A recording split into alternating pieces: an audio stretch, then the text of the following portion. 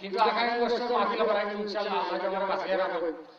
আমি তো মরিয়ে যাই, আমার বাচ্চা কাচ্চা যারা আছে তারা মাহফিল করাবে ইনশাআল্লাহ। সালাম আলাইকুম।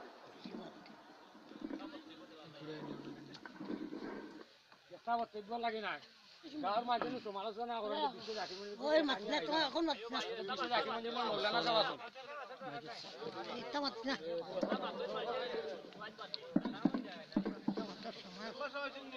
الصلاة والسلام عليك يا رسول الله. الصلاة والسلام عليك يا حبيب الله. الصلاة والسلام عليك يا شفيع المذنبين. الصلاة والسلام عليك يا رحمة للعالمين. الحمد لله نحمده ونستعينه ونستغفره ونؤمن به ونتوكل عليه ونعوذ بالله من شرور أنفسنا ومن سيئات أعمالنا. من يهد الله فلا مضل له ومن يضلله فلا هادي له. ونشهد أن لا إله إلا الله وحده لا شريك له. ونشهد أن محمدا عبده ورسوله أرسله بالحق بشيرا ونذيرا وداعيا إلى الله بإذنه وسراجا منيرا. যুবক ভাইরা, আশিকার ভাইরা, জাকির ভাইরা, পর্দার নিশে মা ও বোনেরা, সকলেই মহব্বতে আমার সঙ্গে বলুন أعوذ بالله من الشيطان الرجيم. بسم الله الرحمن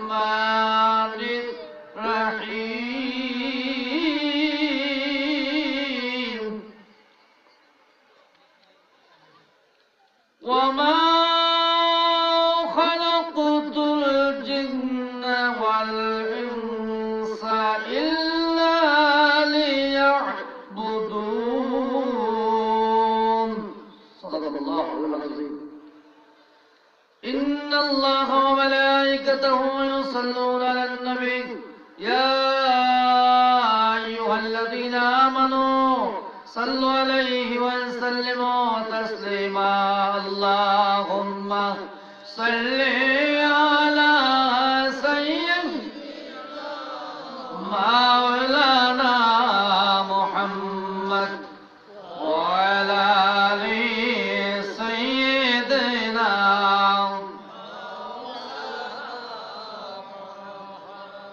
নবী গো আপনার ভালোবাসায়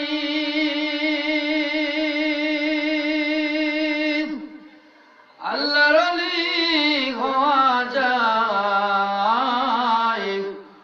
নবী গো আপনার ভালোবাসায় জান্নাত নসিব হয়ে যায়। আল্লাহুম্মা মাশাআল্লাহ মাশাআল্লাহ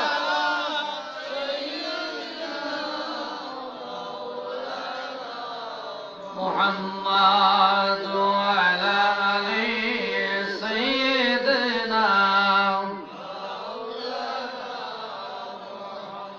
لا إله إلا لا إله لا إله محمد আমার মনের বেদনা বুঝাইলে কেউ বোঝে না। বলো না আমার মনের বেদনা বুঝাইলে কেউ আর শুনাইলে কেউ শুনে না। শুনেন শাহে মদিনা লা ইলাহা ইল্লাল্লাহ ও লা ইলাহা ইল্লাল্লাহ ও লা ইলাহা ইল্লাল্লাহ মুহাম্মদ রাসূলুল্লাহ। সকলে পড়ুন সাল্লাল্লাহু আলাইহি ওয়াসাল্লাম। আল্লাহ আল্লাহ আল্লাহু লা ইলাহা কাউসারের মালিক আপনি নবীদের সরদার আপনার শানে নাজিল হইল পবিত্র কুরআন নবীজি আল্লাহ আল্লাহ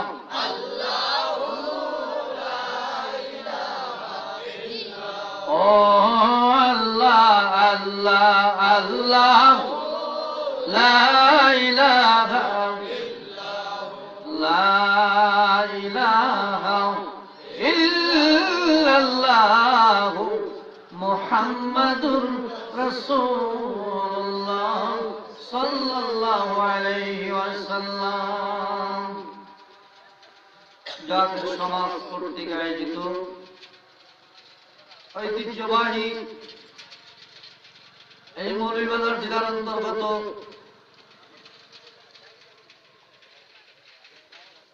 আজকে পবিত্র ইসলামী জলসা উপস্থিত সম্মানিত সভাপতি সাহেব, উপস্থিত দিদার উলামায়ে কেরাম, উপস্থিত দিনদার ইমানদার মুসলমান ভাইরা, পর্দার নিশি বসে আছেন মা ও বোনেরা, সকলের প্রতি আমি আমার অন্তরের অন্তঃস্থল থেকে সালাম জানাচ্ছি। আসসালামু আলাইকুম ওয়া রাহমাতুল্লাহি ওয়া বারাকাতুহু। আজকে এই পঞ্চসার গ্রামে আল্লাহ পাক আমাদিগকে পবিত্র মাহফিলে আসার মতো বসার মতো তৌফিক দান করেছেন। সকলে বলুন আলহামদুলিল্লাহ। অনেক মানুষ হসপিটাল আছে না নাই? অনেকে আবার চায়ের দোকানে বসে আছে, আছে না নাই? অনেকে আবার বিস্তার মধ্যে পড়ে আছে। মাহফিলে যাওয়া সম্ভব কেন নাই? চলতে পারে না, হাঁটতে পারে না, কষ্ট। আল্লাহ পাক আমাদেরকে ভালো রাখছে কিনা বলেন? রাখছে বিদায় আসছেন। শুকরিয়া আদায় করবেন কার? আল্লাহ। বলেন কার? আল্লাহ পাকের শুকরিয়া আদায় করলে আল্লাহ পাক খুশি হয় না বেজার হয়? আজকের এই মাহফিলের জন্য ফেরেশতারা খুশি না বেজার? আউলিয়া একরাম খুশি না বেজার? বাবা শাহজালাল শাহপরান খুশি না বেজার? আলহামদুলিল্লাহ। বন্ধুরা আমার, আপনার নবী আমার নবী সরওয়ারে কায়নাত মুফাখখারে মওজুদাত রাসূল পাক সাল্লাল্লাহু আলাইহি ওয়াসাল্লাম তিনার মাথা আনার জন্য আবু জাহেল ঘোষণা দিয়েছিলেন, যেই ব্যক্তি মুহাম্মদের মাথা এনে দিতে পারবে তাকে 101টা উট পুরস্কার দেওয়া হবে। কয়টা? 101টা। বলেছিল ওমর তলোয়ার নিয়ে, যে আমি পারবো মুহাম্মদের মাথা আনতে। তুমি পারবে? যে হ্যাঁ আমি পারবো। তাহলে এখনই যাও। ওমর রাদিয়াল্লাহু তাআলা আনহু অন্যত্র তলোয়ার নিয়ে নবীজির মাথা কাটার জন্য যখন রওনা দিয়েছে, কিছু রাস্তায় যখন গেলেন, তার এক বন্ধু নাম ছিল হেলাল, তার এক বন্ধু নাম ছিল নাইম। নাইমের সঙ্গে দেখা হয়ে গেল। নাইম বলল, এই ওমর কোথায় যাও? ওমর রাদিয়াল্লাহু তাআলা আনহু বলতেছে, মুহাম্মদের মাথা কাটার জন্য যাচ্ছি। নাইম বলে, আগে ঘর সামলাও। কি সামলাও? আগে কি সামলাও? তোমার ঘর ঠিক নাই। অনেকে দেখবেন মাতবুরি করে, বিচার আচার করে, ঘর নিজের ঘর ঠিক নাই, আছে না নাই? পরেরটালে মাতবুরি করতে, নিজের ঘরে কিন্তু ঠিক নাই। ওমর তোমার ঘর আগে সামলাও, তোমার ঘর তো ঠিক নাই। আরে দোস্ত কি বলতেছো? তোমার বোন এবং ভগ্নিপতি কালিমা পড়ে তারা মুসলমান হয়ে গেছে। কি হয়ে গেছে? তাই নাকি? তাহলে এদের আগে সাইজটা করব। কি করব? বাড়ির ভিতরে ঢুকছে, দুইকেই দেখতেছে তারা কোরআন শরীফ তেলাওয়াত করে। কি তেলাওয়াত করে? আর জোরে কোন? কোরআন শরীফ তেলাওয়াত কি বর্তমান আমরা করি? কোরআন শরীফ তেলাওয়াত নাই। সকালবেলা উঠি শুরু হয়ে যায় গান বাদ্য বাজনা। কি বলেন? আর আজ থেকে 100 বছর আগে যারা তারা কোরআন শরীফ তেলাওয়াত দিয়া প্রথম দৈনিক কার্যক্রম আরম্ভ করত, কি বলেন ঠিক কিনা? এখন কোরআন শরীফ তেলাওয়াত করে না, করেনি? করে না। কোরআন শরীফ তেলাওয়াত করতেছে, কোরআন শরীফের তেলাওয়াত শুনে অনেক সময় বিধর্মীরা পর্যন্ত মুসলমান হয়ে গেছে। কি হয়ে গেছে?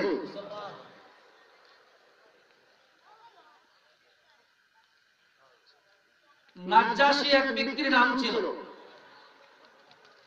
নাজ্জাশী ছিল খ্রিস্টান, সে কোনদিন মুসলমান ছিল না। এই নাজ্জাশীর দেশে, তার দেশের নাম হলো আবিসিনিয়া। এই আবিসিনিয়ায় মক্কা মদিনা থেকে কিছু লোক হিজরত করছে। আবু জাহেল চিঠি লিখছে, হ্যাঁ নাজ্জাশী, যে লোকগুলি তোমার দেশে গেছে এটি একটাও ভালো না, সব ডাকাত, চোর, গুন্ডা, বদমাইশ, লুচ্চা। নাজ্জাশী ডাকলো, এই তোমাদের দেশ থেকে, মক্কা থেকে আমাদের দেশে আসছো কারণ কি? তোমরা তো মানুষ ভালো না। তো কে বলছে আমরা ভালো না? আবু জাহেল পত্র লিখছে, তোমরা নাকি গুন্ডামি করো, মাস্তানি করো। তো তোমাদের দেশে কি কোনো নবী আসছে? অবশ্যই আমাদের দেশে একজন নবী আগমন করেছে, মারহাবা বলো। তোমাদের দেশে যে নবী আসছে সব নবীদের উপরে তুই একটা কিতাব আল্লাহ পাক নাযিল করছে, তাদের ধর্মের একটা কিতাব আছে, আছে না? মুসা আলাইহিস সালাম একটা কিতাব পাইছে, ঈসা আলাইহিস সালাম একটা কিতাব, ইব্রাহিম আলাইহিস সালাম, দাউদ আলাইহিস সালাম, প্রত্যেকের একটা কিতাব আছে, আছে না? নাই? তোমাদের নবীর উপরে কি কোনো কিতাব আল্লাহ নাযিল করে নাই? অবশ্যই আমাদের নবীর উপরে কোরআন নাযিল করেছেন। ওই কিতাবটার নাম হলো কোরআনুল কারীম। জোরে বলুন, কোরআনুল কারীম। কোরআনুল কারীম নাযিল হওয়ার পর থেকে আমাদের লুকায়ে লুকায়ে নামাজ পড়তে হয়। আমরা সকালবেলা ঘুম থেকে মসজিদে যাব, আযান হয়েছে, তখন ঘরের সামনে পায়খানা করে রাখে আবু জাহেলের গোষ্ঠীরা। ঘরের সামনে কি করে রাখে? পায়খানা করে রাখে। আমাদের চলাফেরা করতে অসুবিধা হয়। মক্কা মদিনাতে আমাদের মুসলমানের সংখ্যা একবারে কম, বিধর্মীদের সংখ্যা বেশি, অর্থাৎ আবু জাহেলের দলের লোক বেশি। এখন আমরা কি করব? ডরে ভয়ে তোমার দেশে আমরা পলায়ন করছি। আমরা জানি তুমি মুসলমান না, তারপরেও তোমার মধ্যে ভালোবাসা আছে ইসলামের প্রতি। এরকম বাদশা রাজা আছে না দুনিয়ায়?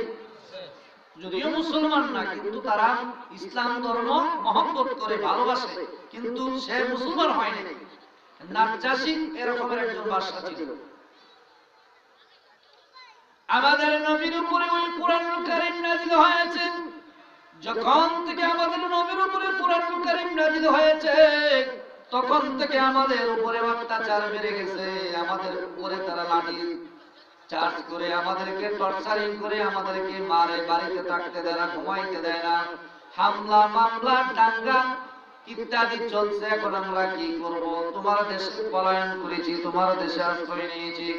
নাজ্জাশী বলল, তোমাদের নবীর প্রতি যে কোরআনটা নাযিল হয়েছে, এই কোরআন তোমরা পড়তে পারোনি, যে আমরা নবীর সাহাবী অবশ্যই পারি। সাহাবীদের মধ্যে একজন সাহাবী ছিলেন, তার নাম হলো জাফর তাইয়্যুর। জাফর তাইয়্যুর ছিল হযরত আলী রাদিয়াল্লাহু তাআলা আনহুর চাচাতো ভাই ছিলেন, শেরফুদা আলীর চাচাতো ভাই। জাফর তাইয়্যুর বললেন, ও বাদশা, যদি কোরআন শরীফ শুনতে চাও, কোরআন শরীফ শোনাবো, শুনতে চাও কিনা? বাদশা নাজ্জাশী বলল, অবশ্যই শুনতে চাই, আমাকে একটু শোনাইয়া দাও। কোরআন শরীফের তেলাওয়াত শোনার পরে দেখেন বাদশা কিরকম করে। সকলে আমার সাথে পড়ুন, বিসমিল্লাহির রাহমানির রাহিম।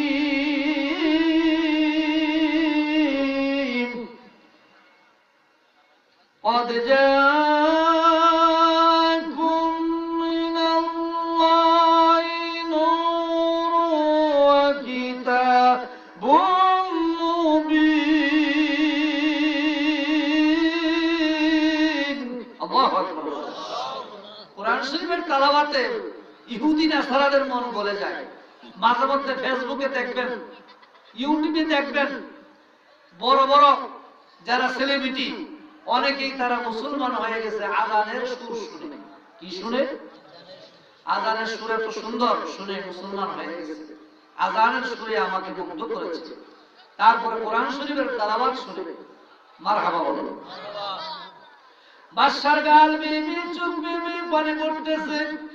বাদশা খান দেয়ার বলে আই জাফর আর কোরআন শরীফ তেলাওয়াত করিস না রে। আমার দিকে তাকায় দেখ, আমার অবস্থা ভালো না। আজকে বহু বছর হয়ে গেল, আমি মনে মনে ভাবতেছি কোন দিন ইসলামের দাওয়াত দিয়ে আমারে আমি সিনিয়র দেশে মুসলমানের আসবে, নবীর সাহাবীরা আসবে, তার থেকে আমি করোনা দিন করতে করতে তোমরা হাজির হয়ে গেছো। ও জাফর তাইয়ার, আর দেরি নাই, আমারে পড়ে দাও লা ইলাহা ইল্লাল্লাহ। সকলে আওয়াজ করে বলুন সাল্লাল্লাহু, আর একটু জোরে বলুন সাল্লাল্লাহু। নবীর নাম শোনার পরে দুরূদ শরীফ পড়তে হবে। আর সবচেয়ে যে সংক্ষিপ্ত দুরূদ শরীফ, এই দুরূদ শরীফটার নাম হলো সাল্লাল্লাহু আলাইহি ওয়াসাল্লাম। একবার সংক্ষেপে দুরূদ শরীফ। আর দুরূদ শরীফ পড়লে খুশি হন কে? জোরে বলুন কে? আল্লাহ পাক খুশি হন। দুরূদের ফজিলত বর্ণনা করতে গিয়ে কিতাবে দেখা গেল আব্দুর রহমান নামে এক ব্যক্তি দুরূদ শরীফ পড়তেন। কি পড়তেন? আর যখন কি পড়তেন? আব্দুর রহমান মক্কা মদিনাতে হজ করার জন্য আসতেছে। প্রথম মন্দিরে আসার পরে সৌদি বাদশাকে আমার মদিনাওয়ালা স্বপ্নে দেখায়, এই বাদশা, এই যে মক্কা মদিনাতে একটা কাফেলা ঢুকতেছে, তারা যেন না ঢুকতে পারে, তাদের মধ্যে একটা লোক আছে, নাম হলো আব্দুর রহমান, সে যেন না আসে, আমার রওজায় যেন না আসে। বলে কোন সুবহানাল্লাহ। এই তোমাদের মধ্যে আব্দুর রহমান নামে কেউ আছে? তোমার নাম কি? তোমার নাম কি? শেষ পর্যন্ত পাওয়া গেছে আব্দুর রহমান নামে একজন আছে। এই তোমার যাওয়া নিষেধ মদিনায়। কেন? ওনা যাওয়া যাবে না, রাসূলের নিষেধ। কেন? আবার যাও, ফেরত যাও। আব্দুর রহমান নাসুর বান্দা, ফেরত যেতে চায় না। আব্দুর রহমান একজন হাজী সাহেবের লোকে পরামর্শ করল, যে হাজী সাহেব, তুমি আমাকে রাসূলুল্লাহর রওজায় পৌঁছাই দিবা, যত টাকা লাগে আমি দিব, কিন্তু কিভাবে পৌঁছাইবো, যাওয়া তো সম্ভব নয়। আমার বস্তার ভিতরে বড়। কিসের ভিতরে? বস্তার ভিতরে বইরা উডের ফেডার লগে বাঁধছে, উডের ফেডার লগে বাঁধা কাফেলা যাইতেছে। রাত্র হইলেই দ্বিতীয় মঞ্জিল। এইভাবে স্বপ্ন যুগে দেখাইতেছে যে এই কাফেলাতে আব্দুর রহমান আছে। আমার নবী স্বপ্নে দেখা, বাদশা তাড়াতাড়ি করে গিয়ে কাফেলা চেকিং করে পাওয়া গেছে আব্দুর রহমান এক ব্যক্তির নাম। সুবহানাল্লাহ বলেন। এই আব্দুর রহমান, তোমাকে ফেরত দেওয়া হয়েছে, তুমি কেন আবার মদিনায় চলে যাচ্ছ? আব্দুর রহমান কয়, আমি তো মদিনায় যাব, রাসূলুল্লাহর রওজা পাকে আমি সালাম দিব, আমার মন চাই। না, তোমার তো যাওয়া নিষেধ। তোমার যাওয়া কি? আর যখন যাওয়া কি নিষেধ। আব্দুর রহমান কাঁদতে কাঁদতে বাড়িতে চলে গেলেন। আব্দুর রহমানের চোখ বেয়ে বেয়ে, গাল বেয়ে বেয়ে পানি পড়তেছে। আমি নবীর রওজায় সালাম দিতে পারলাম না, মনের মধ্যে অনেক দুঃখ। আব্দুর রহমানের মনে বড় আশা ছিল, যাব মদিনা। বলেন, মনে বড় আশা ছিল, যাব মদিনা। সালাম আমি করব জয়া নবীর রওজায়,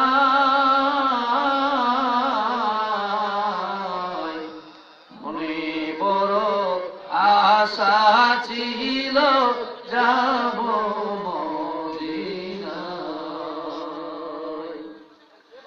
আরব সাগর পাড়ি দিব, নৌকায় আমার করি, পাখি নয়তো উড়ে যাব, ডানাতে ভর করে।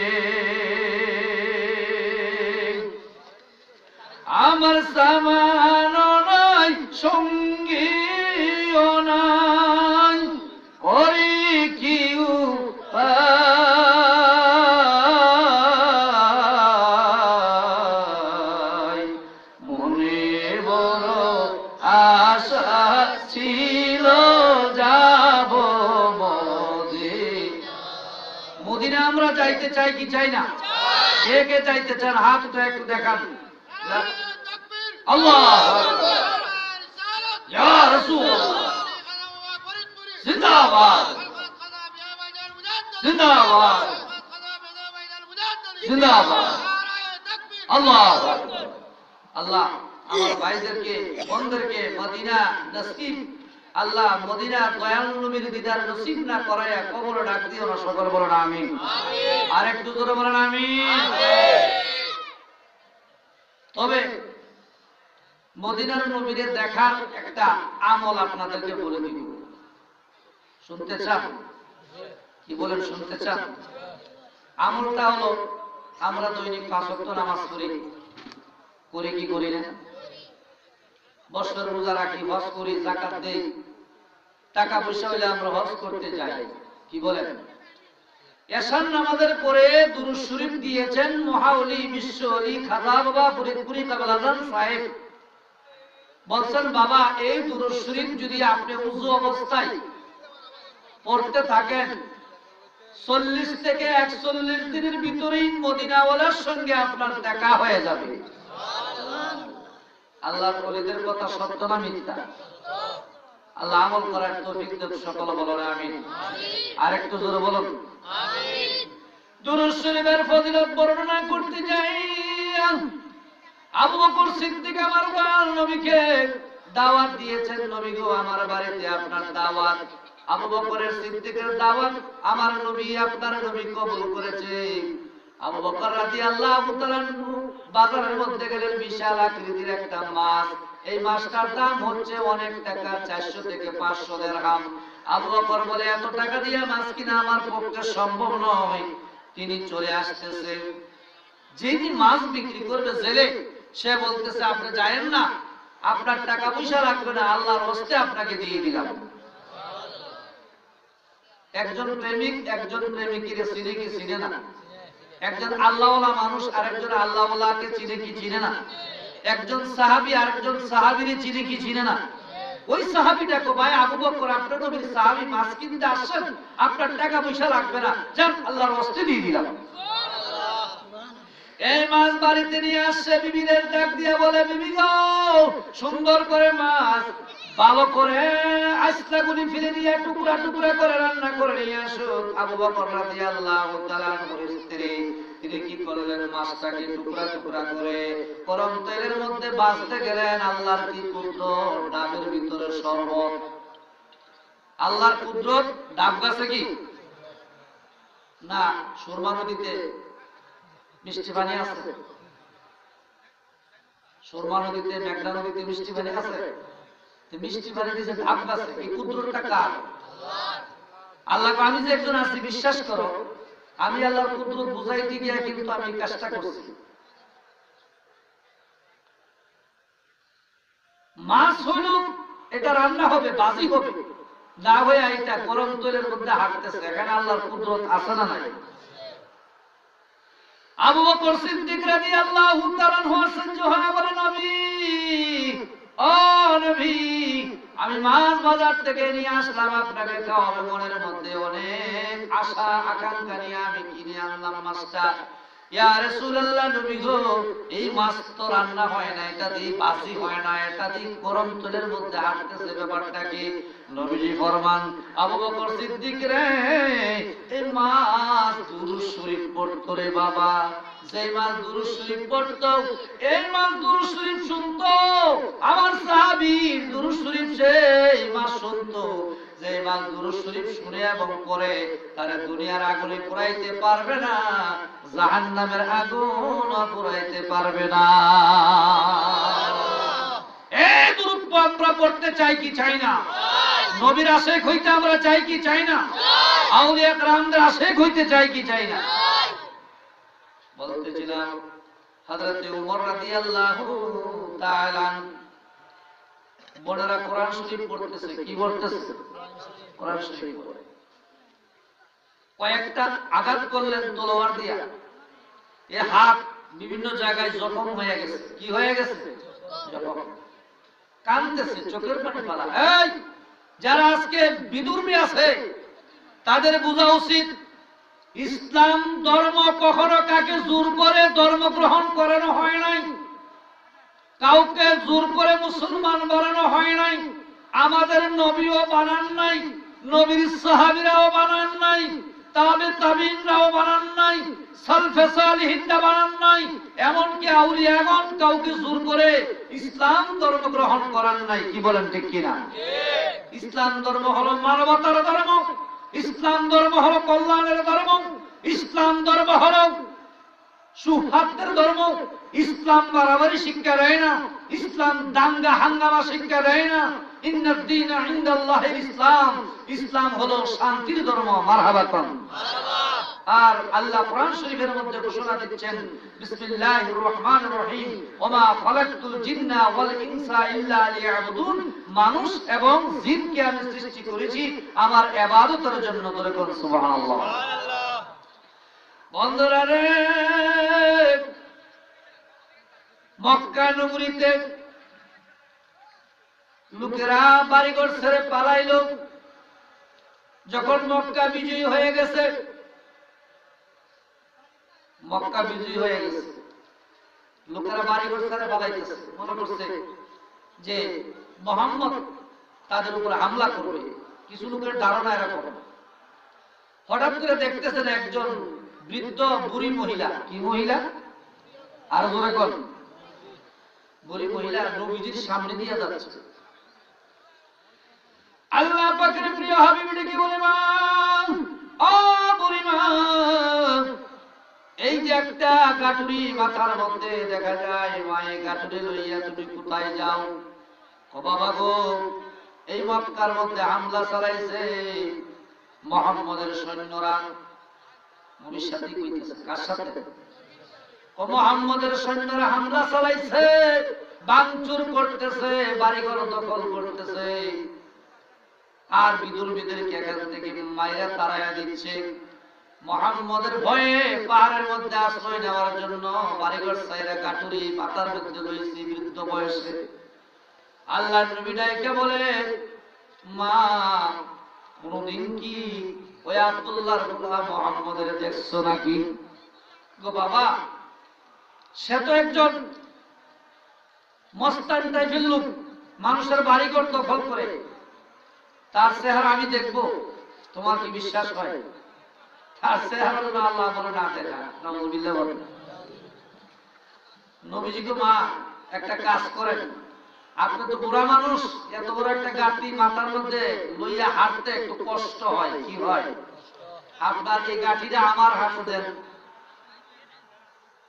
আপনার গাঁটিটা আমার কাছে কি দেন। মহিলা তো বুঝতে পারছি তোমার মতলব খারাপ। কি খারাপ? আমি যদি গাঁটি তোমার কাছে দেই, তুমি পিছন দিক দিয়া ফলাইয়া যাইবা। পিছন দিক দিয়া কি করবা? নবীজি বললেন কি, মহিলা বুঝলো কি? আচ্ছা মা, আপনার যদি সন্দেহ হয় তা আমার দিয়েন না, যান, হাঁটতে থাকেন, হাঁটতে থাকেন। হাঁটতে হাঁটতে হাঁটতে হাঁটতে দেখা যায় ওই পাহাড়ের কিনারে চলে গেছে। পাহাড়ের ভিতরে যারা আগে আমার নবীকে দেখেছে, কয়েকজন দেখি চিনে ফেলেছে। এই বৃদ্ধ মহিলা, এই বুড়িমা, যে আব্দুল্লাহর গোলা মুহাম্মদের জন্য বাড়িঘর ছাইরা এই পাহাড়ের মধ্যে আশ্রয় নিলাম, সে আব্দুল্লাহর গোলাকে তুমি দিয়ে এখানে নিয়ে আসছো। আব্দুল্লাহর গোলার জন্য বাড়িঘর ছাড়ছি, তুমি দিয়ে তারা লই আইছো। কে আব্দুল্লাহ? কাকে আব্দুল্লাহর গোলা? ওই যে তোমার সামনে যে দাঁড়ানো আছে। আরে তোমরা ভুল বলতেছো, সে কোনদিন এই বাড়িঘর দখল করতে পারে না, দাঙ্গা হাঙ্গামা লুকছে না। কারণ একজন নবী হইলে নবীর চরিত্র যা পাওয়ার দরকার আমি তার মধ্যে পেয়েছি। সুবহানাল্লাহ বলেন। আবার এতবার মা মা মা কইয়া ডাকলো, আর কত যে তার মধ্যে আদব, কত যে ভদ্রতা, শালীনতা, নম্রতা, এটা আমি কারো মধ্যে খুঁজে পাইছি না। এই যদি শক্তি সে আব্দুল্লাহর গোলাম মুহাম্মদ হয়ে থাকে, তোমরা যদি আগে থেকে তারে চিনে থাকো তাহলে আগে যেভাবে দেখছো সে কিন্তু ভুল শুনছো, তোমরা এটা কিন্তু সত্যি না। আমি বলি তার মতো এরকম মহামানব দুনিয়ার হতে পারে না। তারা আশ্রয় নিয়েছো বিভিন্ন পাহাড়ের মধ্যে, বিভিন্ন গুহার মধ্যে, তোমরা বের হয়ে আসো, আইসা তাড়াতাড়ি কালিমা পড়ে মুসলমান হয়ে যাও। লা ইলাহা মুহাম্মাদুর রাসূলুল্লাহ, সকলে পড়ুন সাল্লাল্লাহু। নবীদের আদর্শ দেখে মানুষ মুসলমান হয়ে গেল। মানুষ কি হয়ে গেল? ওমর রাদিয়াল্লাহু তাআলা আর আবু জাহেল দুইজনের ব্যাপারে আমার নবী দোয়া করলেন, আল্লাহ ইসলামের জন্য বীর হিসাবে হয়তো আবু জাহেলকে অথবা ওমরকে কবুল করাও। আল্লাহ পাক ওমরের বেলায় দোয়াটা কবুল করে ফেলেছি। ওমরের দোয়া কবুল হয়ে গেছে, আবু জাহেলেরটা কবুল হয় না। এইজন্য আমার নবী বারবার আবু জাহেলকে দাওয়াত দিয়েছিলেন, এমনকি তার চাচাকেও দাওয়াত দিয়েছিলেন, আবু তালেবকে। আল্লাহ কোরআন শরীফের মধ্যে একটা আয়াত নাযিল করেছেন, আমার সাথে সকলে পড়ুন। বিসমিল্লাহির রাহমানির রহিম।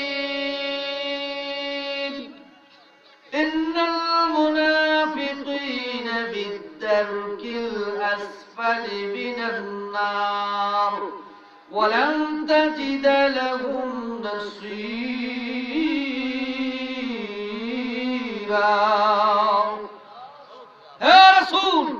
আপনি কেন বারবার তাদেরকে দাওয়াত দেন? তাদের নসিবে, তাদের কপালে আমি আল্লাহ হেদায়েত লিখি, আর করে কোন হেদায়েত লিখি নাই। ইন্নাল মুনাফিকিনা বিদ-দারকিল আসফালি মিনান নার ওয়া লান তাজিদা লাহুম নাসীরা, বরং জাহান্নামের নিম্ন স্তরে এই সমস্ত মুনাফিকরা থাকবে, বসবাস করবে। জোরে কোন নাউযুবিল্লাহি মিন যালিক। ওমরের বেলায় দোয়া কবুল হয়ে গেছে। ওমর রাদিয়াল্লাহু তাআলা আনহু বলতেছে, ওমর তোমরা কি তেলাওয়াত করতেছিলে, তোমরা আমাকে একটু শোনাও। ও ভাইরে, এই কিটা আল্লাহর কালাম, এটা কোরআন শরীফ, এটা কোনো বিদ্রোহীরা যদি স্পর্শ করতে চায়, শুনতে চায়, তাহলে সর্বপ্রথম তার পবিত্র হইতে হয়। কি হইতে হয়? তুমি আগে গোসল করে আসো, উযু করে আসো, পাক পবিত্র অবস্থায় কোরআন শরীফ তেলাওয়াত শুনো। গোসল করে আসলেন, উযু করে আসলেন, কোরআন শরীফের মধ্যে 114টা সূরা, এর মধ্যে একটা সূরা আছে তোহা, নাম কি? এই তোহা সূরাটা তেলাওয়াত করতেছিলেন ওমরের বোন। সকলে আমার সাথে পড়ুন। বিসমিল্লাহির রাহমানির রহিম।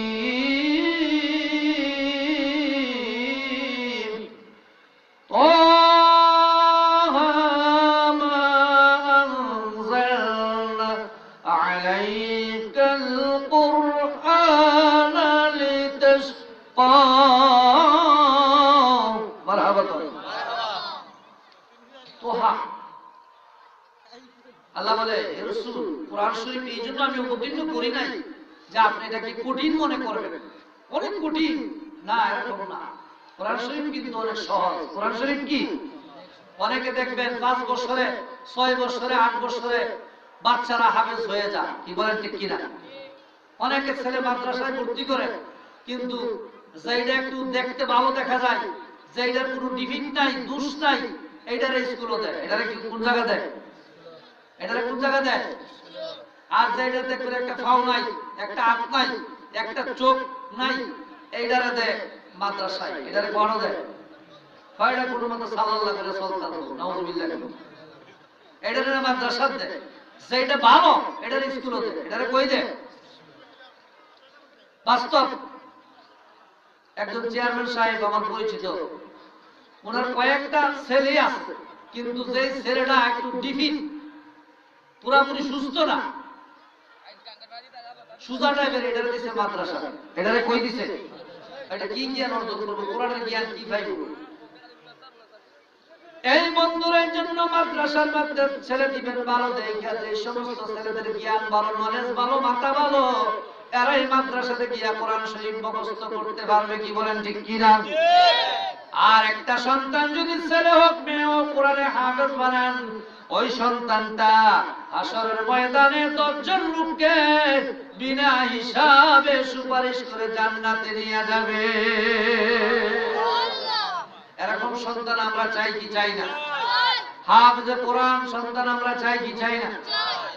বন্ধুরা, হযরত ওমর রাদিয়াল্লাহু তাআলা আনহু কোরআন শরীফ শুনতেছি আর গাল বেবে চোখ বেবে ওমরের পানি পড়তেছে। আল্লাহ নবী গো, আমি তো আপনার মাথা নেওয়ার জন্য আসতেছি না, আমি আসতেছি আপনার কাছে মাফ চাওয়ার জন্য, আমি আসতেছি আপনার গোলাম হওয়ার জন্য। আল্লাহু আকবার। কি হওয়ার জন্য? গোলামের দাম আল্লাহর দরবারে কম না বেশি? আর জোরে কোন কম না বেশি? অনেকে নেতা হইতেছে, বললে খেতা বানাইব। কি বানাইব? খেতা নেতা। এটি আল্লাহর কাছে মরলে দাম নাই। দুনিয়াতে আছে নেতা আইতেছে, গাড়ি সব থামায় দেয়। এই নেতা আইতেছে, এই তোমার গাড়ি থামাও, এই তোমার গাড়ি থামাও। নেতার গাড়ি আগে যা। কি বলেন? হাসরের ময়দান হলে আমলের গাড়ি আগে যাইব। কার গাড়ি? আমল। আমল কি? কি আমল? এই যে জিকির করলেন সন্ধ্যার পরে, এটা একটা আমল করলেন নাকি? আল্লাহকে ফাজকুরুনি আযকুরুকুম, যারা আমাকে স্মরণ করে আমিও তাদেরকে স্মরণ করব। সুবহানাল্লাহ। কোন সময় স্মরণ করবে? ওই হাসরের ময়দানে আল্লাহ কিন্তু ঠিকই আপনাকে স্মরণ করবে। আজকের মাহফিলে কোন করে শীতের মধ্যে মা বোনেরা বসে আছে, যুবক ভাইয়েরা, বৃদ্ধ বাবারা আপনারাও বসে আছেন, যুবক ভাইয়েরা, আপনাদের লিস্ট কিন্তু আল্লাহর কাছে ফেরেশতারা দিয়ে দিয়েছে যে এই বংশসার গ্রামের মাহফিলে আপনারা গভীর রাত পর্যন্ত বসে আছিলেন, এই লিস্টটা আমার আল্লাহর কাছে আছে না নাই? আছে। আল্লাহর পছন্দ হয়ে গেলে আল্লাহ বলবে, যা এই মাহফিলের উসিলায় তোরে মাফ করে দিলাম। সুবহানাল্লাহ বলেন। সুবহানাল্লাহ। মাহফিল করাইলে লাভটা লস? এক নম্বরে, পয়লা নম্বরে লাভটা হইল মা বাবার কবরের আযাব মাফ। এটা হলো এক নম্বরে। কয় নম্বরে? 2 নম্বরে হলো 40 দিন পর্যন্ত আপনাদের বাড়িতে ফেরেশতারা আসা যাওয়া করবে। কি আসা যাওয়া করবে? 3 নম্বরে হলো আপনাদের আমলনামার মধ্যে শুধু নেকি উঠতেই থাকবে। মারহাবা করো। তারপর এত ফজিলত শোনার পরেও মাহফিল ছাইরেন না। যত সমস্যাই হোক, যত ষড়যন্ত্রই হোক, যত কিছুই হোক, মাহফিল প্রতি বছর করাবেন। মুরব্বীদের আত্মার রূহে পৌঁছানোর জন্য এটা একটা দুয়ার মাহফিল, এটা কোনো রাজনৈতিক মাহফিল না। কি বলেন ঠিক কিনা? বন্ধুগণ, ওমর রাদিয়াল্লাহু তাআলা আমার নবীর দরবারে চলে যাচ্ছে। নবী জাবালে নূর পাহাড়ে একটা মাদ্রাসা করলেন, যে মাদ্রাসাটার মধ্যে সাহাবী হইল 41 জন। কত জন? 41 জন সাহাবী। আমার নবী হইল শিক্ষক। নবী বলেছে, আনা বুইস্তু মুআল্লিমান, আমি তোমাদের শিক্ষক হয়ে আসি। পৃথিবীতে যত সাহাবী নবীর ছাত্র, পৃথিবীতে যত উম্মত আছে নবীর ছাত্র, নবী হলো আমাদের জন্য শিক্ষক। কি বলেন ঠিক কিনা? অনেকে আমাদের নবীকে উম্মি বলে, বলে কি বলে না? নবী কোনো মাদ্রাসায় পড়ে নাই, নবী কোনো লেখাপড়া করে নাই। আমার নবী যে ইউনিভার্সিটিতে লেখাপড়া করেছে, এই ইউনিভার্সিটির ভাইস চ্যান্সেলর হচ্ছে রব্বুল আলামিন, আর ছাত্র হলো রাহমাতাল লিল আলামিন। তাহলে বুঝতেই পারছেন অবস্থাটা কি, কিরকম শিক্ষক আর কিরকম ছাত্র। মারহাবা কর। সাধারণ ছাত্র আর সাধারণ শিক্ষক না। শিক্ষক রব্বুল আলামিন, ছাত্র হইল রাহমাতাল লিল আলামিন। মারহাবা বলো। 41 জনের একটা মাদ্রাসা নবী জাবালে নূর পাহাড়ে করেছেন। এই জায়গার মধ্যে আমার নবী হাদিস শিক্ষা দিচ্ছে, কোরআন শিক্ষা দিচ্ছে সাহাবীদেরকে নিয়ে। এমন সময় আল্লাহ পাকের প্রিয় হাবিবের সাহাবী, তিনি তখন ইসলাম ধর্ম গ্রহণ করে নাই, ওমর রাদিয়াল্লাহু তাআলা আনহু এসে গেছে। আলী কয়, এই সবাই চুপ করে বসো, ওমরের সঙ্গে আমি একা লড়বো, ওমর আমার সঙ্গে পারবে না। আমি শেরে খুদা আলী, আমার সাথে 1 কেজি শক্তি আছে। আল্লাহর নবী কো, আলীরও দরকার নাই, কারো দরকার নাই, আমি নবী একাই যথেষ্ট। মারহাবা করো। নবীর গায়ে শক্তি আছেননি? কি বলেন আছেননি? রুকানার মতো বড় যোদ্ধার একাই করে ফালাইয়া দেয়, ওমরের পারত না? ওমরের একাই করতে পারবো নি? আল্লাহর নবী ওমর রাদিয়াল্লাহু তাআলা আনহুকে দেখলেন, মনে হয় যেমন কত পরিচিত, মনে হয় আগের থেকে কত খাতির মহব্বত। আল্লাহর নবী তো, ওমর আসো, তোমার কিন্তু আসতে দেরি হয়ে গেছে গো হুজুর, ভুল বেয়াদবি মাফ করবেন, আমার দেরি হয়ে গেছে, আমি কাঁদতেছি, আপনার কদমে আমি অন্যায় করেছি, ভুল করেছি, আমি এই তলোয়ার নিয়ে আসছি। আমার বাবা এবং আবু জাহেল ঘোষণা দিয়েছে, আপনার মাথা নিয়ে দিতে পারলে 101টা উট দিবে, আমার উটের দরকার নাই, দয়া করে আপনি আমার কালিমা পড়ায় মুসলমান বানায় দেন, দয়া করে আপনার কদমের গোলাম বানায় দেন।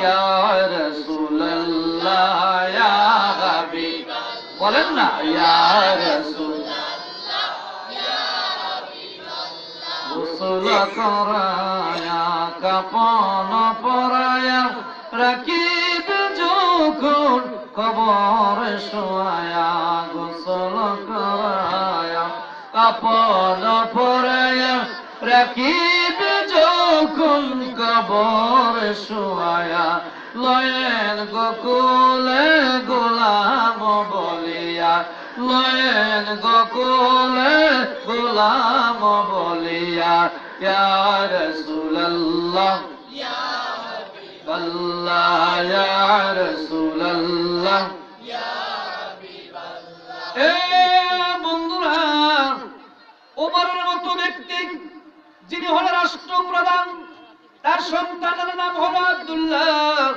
শের খুদা আলী রাদিয়াল্লাহু তাআলা আনহু, তার সন্তানের নাম হলো হুসাইন। নাম কি? হুসাইন রাদিয়াল্লাহু তাআলা আনহু। দুইজন খেলা করতেছে। কি করতেছে? বাচ্চারা অনেক সময় খেলা করে না? আপনারা খেলছেন, আমরাও ছোট সময় খেলছি। কেউ বা কানামাছি, কেউ বা দুল্লা ছুট, কেউ বা দাড়ি বান্ধা, কেউ বা হাডুডু, বিভিন্ন রকমের খেলা আছে, খেলছেন ছোট সময়। এখন বয়স্ক হয়ে গেছে, এখন আর খেলেন না। হুসাইন ছোট আর উমরের ছেলে আব্দুল্লাহও ছোট, খেলতেছে। এক পর্যায়ে হুসাইন গালি দিছে গোলামের বাচ্চা বলে আব্দুল্লাহরে, রাগান্বিত হয়ে গেছে, রাষ্ট্রপতির কাছে বিচার দিলেন। উমর কর শুক্রবার দিন বিচার হবে। কিসের বার? আজকে কি বার? আজকে কি বার? এই এরকম শুক্রবারে বিচার হবে মসজিদে নববীতে, হুসাইনের বিচার। হুসাইন আসেননি, আসি দাঁড়ান। দাঁড়াইলেন, আপনি আমার গোলাম বলছেন? বলছি। আমার সন্তান আব্দুল্লাহরে বলছেন গোলামের বাচ্চা? বলেছি। এই কথা লেখা দেন। হ্যাঁ, লেখা দিলাম। মারহাবা কর না। লেখা দিয়েছি। উমর, তুমি হইলা গোলাম, তোমার সন্তান আব্দুল্লাহ গোলামের বাচ্চা। উমরের গাল বেবে, চোখ বেবে পানি পড়তেছে। সাহাবীরা, আমি নামাজ পড়ি, আমি রোজা রাখি, হজ করি, যাকাত দেই, আমি কতই না ইসলামের সেবা করি, কিন্তু আমি জান্নাতে যেতে পারবো কি পারবো না কোনো গ্যারান্টি নাই। এমন এক ব্যক্তি আমাকে একটা সার্টিফিকেট লিখে দিয়েছে, আমি যখন কবরে চলে যাব, ওই কবরের মধ্যে আমার এই মাথার নিকটে হুসাইনের দলিলটা, কাগজটা রেখে দিও।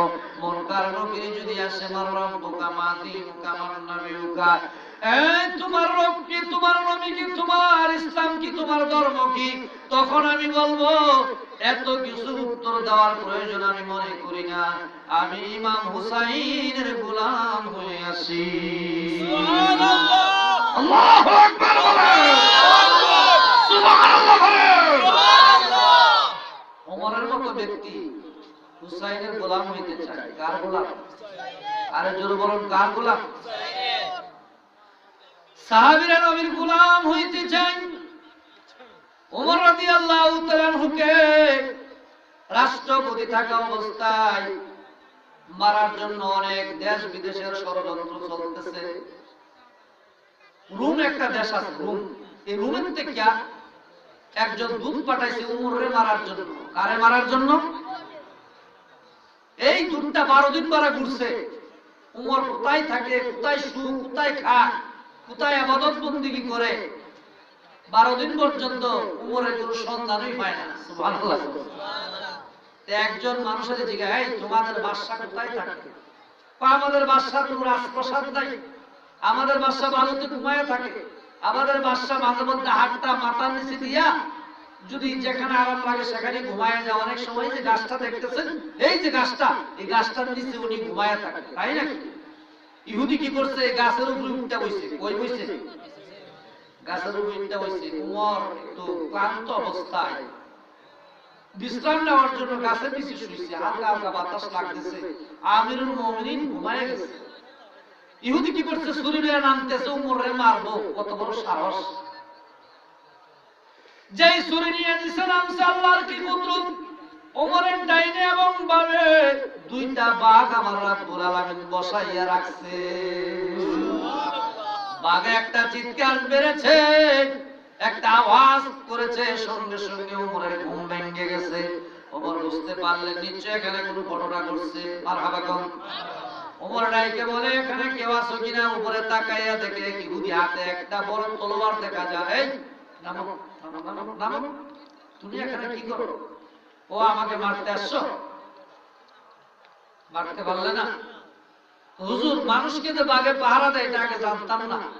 আমি বহুদিন ধরে চেষ্টা করতেছি আপনাকে মারার জন্য। আপনি আমারে কালিমা পড়ায় মুসলমান বানাই দিলেন। মারহাবা। ওমর রাদিয়াল্লাহু তাআলা ওকে মারতে পারে না। আমার নবীর গোলামি করে, এমন ভাবে রাষ্ট্র পরিচালনা করে, অবশেষে ওমর রাদিয়াল্লাহু তাআলা কে মসজিদে নববীর মধ্যে ইমামতিরত অবস্থায় ওমরের ছুরি মারছে। কি মারছে? আর জোরে কর। ছুরি মারছে। ইমামতি করতেছে, এই অবস্থায় ছুরি মারছে এক ইহুদি। ওমর পড়ে গেছে। আব্দুল্লাহকে কঠিন বিচার হবে আজকে। মসজিদে নববীর দরজাটা বন্ধ করে দাও। ওমর কোন বিচারের দরকার নাই। আম্মা জান আয়েশা রাদিয়াল্লাহু তাআলা আনহার কাছে যাও, আমার একটা চিঠি নিয়া। আম্মা জান আয়েশার নামে একটা জায়গা আছে রাসূলের বাপ আসে, যেখানে আবু বকর সিদ্দিক আমার বড় ভাই শুয়ে আছে নবীর গোলাম হইয়া। আমিও গোলামি করতেছি। আমি গোলাম হয়ে ইন্তেকালের পরেও গোলামি নবীর করতে চাই। নবীর কদম হইয়া, গোলাম হইয়া নবীর কদমের পাশে আমি থাকতে চাই। সুবহানাল্লাহ পড়ে। আম্মা জান আয়েশা রাদিয়াল্লাহু তাআলা আনহার নিকট ওমরের লেখা চিঠি নিয়ে গেলেন। মা, আম্মা জান আয়েশা গো, আমার বাবা এই চিঠি আপনার নিকট দিয়েছে। আমার বাবাকে ছুরি মারছে। বাবার নাকের মধ্যে জান্নাতুল ফেরদাউসের ঘ্রাণ লাগতেছে। মনে হয় এখনই তিনি দুনিয়া থেকে বিদায় নেবেন। ও মা, আপনার কাছে আমার বাবা একটা দাবি করেছেন, আপনার নামে নাকি নবীর রওজার পাশে একটু জায়গা আছে। মা, ওই জায়গাটা আমার বাবার নামে আপনি লিখে দিতেন। বাবা অনুরোধ করেছে। আয়েশা রাদিয়াল্লাহু তাআলা বলে, আব্দুল্লাহ রে, যে দাবিটা তোমার বাবা করেছে এটা সঠিক দাবি করছে, কোনো বেঠিক দাবি করে নাই। কারণ হলো একজন রাষ্ট্রপতি হইয়া যেই ধরনের চলাফেরা করে, গরিবের হালতে থাকে, দামি কোনো কাপড় ব্যবহার করে না, ওমর কোনো ব্যয় করে না, টাকা পয়সা সরকারের ধন সম্পদ থেকে এই দিক সেই দিক তিনি খরচ করেন না, বাইতুল মাল গ্রহণ করে না।